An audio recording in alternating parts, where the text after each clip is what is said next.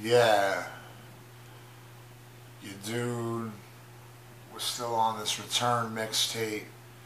It's like a return to a lot of things, and then it's also like a restoration.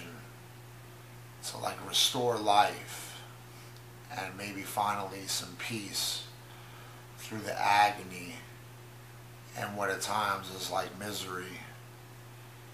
Um, and I've been using the word hell a lot, which is like to speak it is to give power to it, and it's been almost impossible to not feel like that's what I'm trapped in. And I want to really believe that there is a way out, even though some say of hell that there's no exit.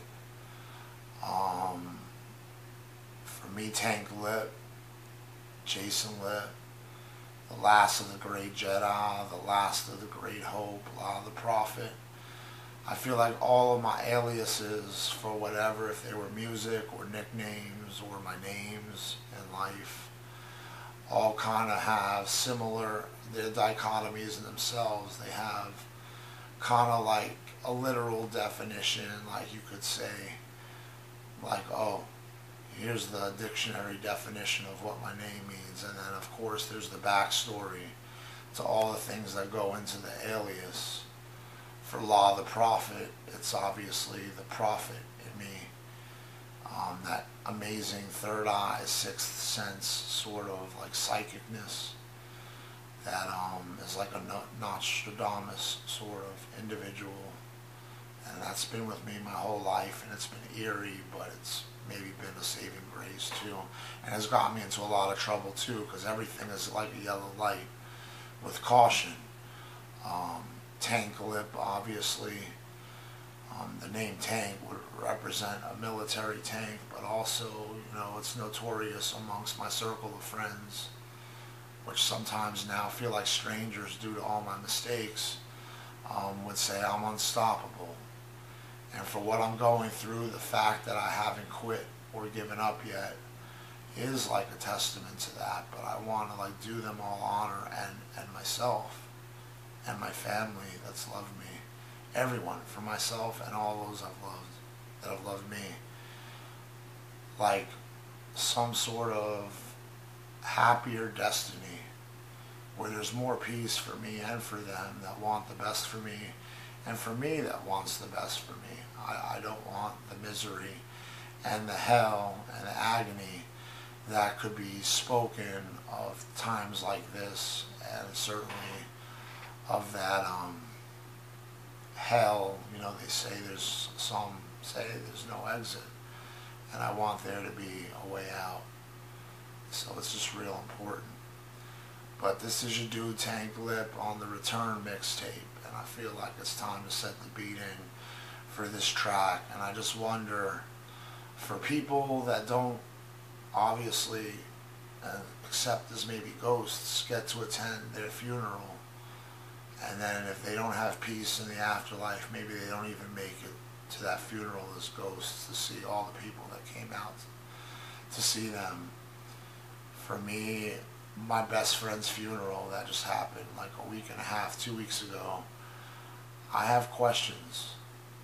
That was it also like for me and everything I'm going through and the situations and context of my life, and what that experience was like at that funeral, to see all these people of my life that have kind of turned to strangers instead of the friends and family they once were, and the way I experienced them that day as we all came to honor one of my best friends.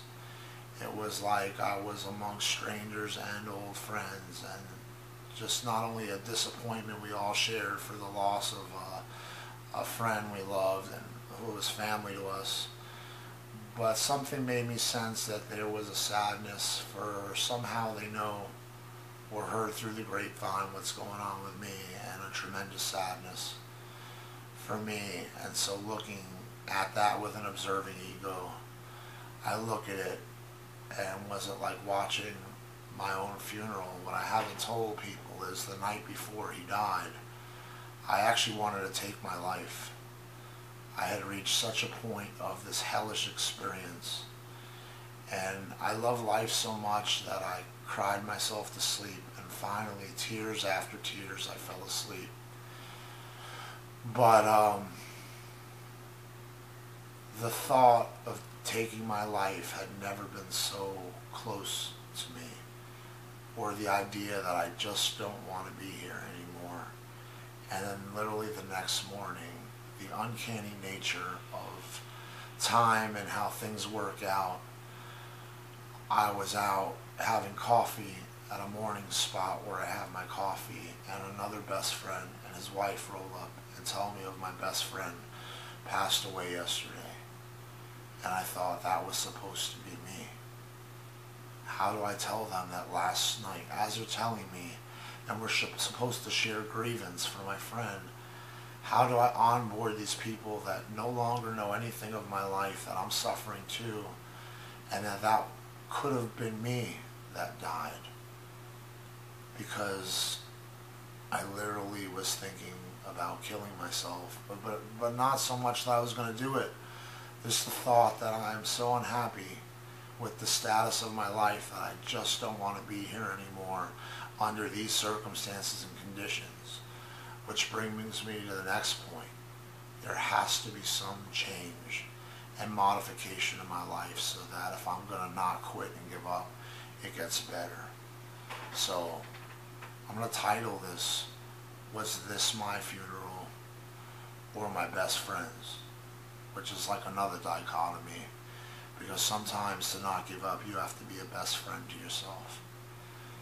But it's a kind of a somber track, but I'll try to give it as little upbeat swag as you can. Tank Lip.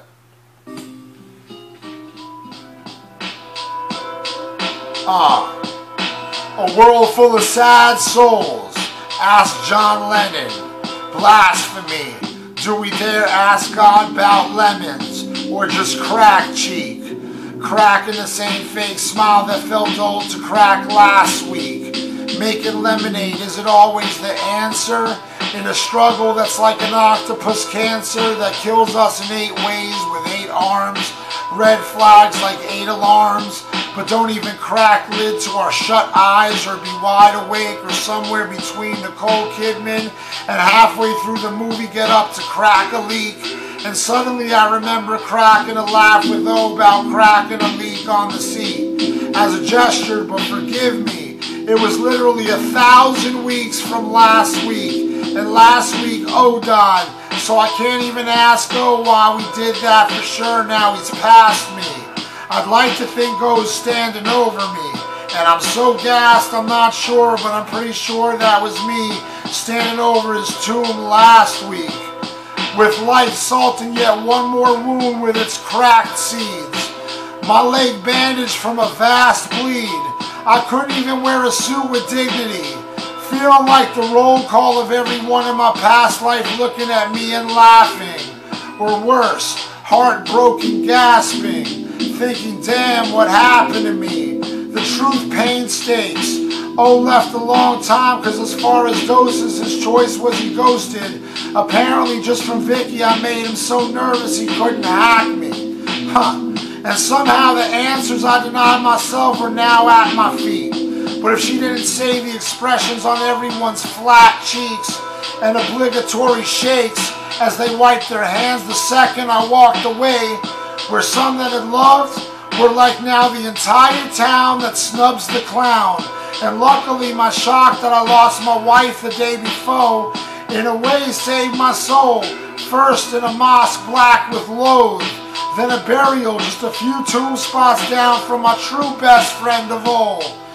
In the uncanny that while I slept state, numb from these death pains that just last night, somewhere after my last wife gone in this, for how close I was to the knife and taking my own life. Only to wake up that my best friend's gone instead, and the cruel realization that while I had missed him, he went out of his way to miss me. And the questions whistling of my life still vague. Did I step feet with in some certain tree? A home away from home for peace and family. The uncertainty, so shook I don't even know the reality. But these flashes flashing coming back to me, as what lingers from now beyond is attacking me, and I continue to crack and bleed, as he's lowered into the ground, almost wishing still that was me, but then saved as a voice embraces my agony. Jay, what are you going to do different? And explains that while it's that it's not me, and the strange checks of reality, that in a short life, what will we make till we break? And that if I'm still here, while it almost doesn't feel like that in this wake, that I still have what it takes. Then they threw dirt, and as I fade, I walk away.